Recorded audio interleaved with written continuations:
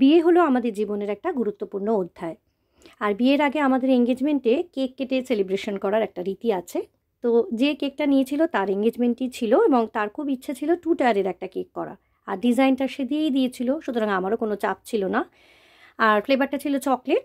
তো normal chocolate কেকে যেভাবে লেয়ারিং করি সেভাবে লেয়ারিং করে আমি ফ্রিজে সেট করতে দিয়েছিলাম। তো উপরের টায়ারের লেয়ারিংটা দেখালাম না, সাদা ক্রিম দিয়ে ওটাকে পুরো কভার করে ফ্রিজে সেট করতে দিয়েছিলাম। তারপরে নিচের টায়ারের ওপরে আরেকটা টায়ার অ্যারেঞ্জ করে তার মধ্যে দিয়ে দিয়েছিলাম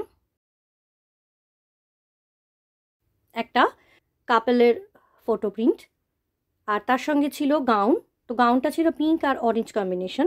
তো সবটাই ছিল ফন্ডেন্টের একটা গাউন তৈরি করে দিলাম আর কিছু ফ্লাওয়ার্স করে দিয়েছিলাম গাউনের সঙ্গে, অরেঞ্জ আর পিঙ্ক কম্বিনেশনের।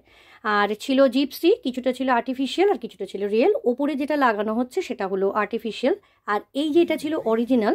যে কারণে অরিজিনাল মানে রিয়েল ফ্লাওয়ার্স যখন লাগানো হয় তখন সবসময় তলায় একটা প্লাস্টিক মানে একটা সেলো টেপ কভার করে দিতে হয়। আর ছিল একটা এঙ্গেজমেন্ট টপার।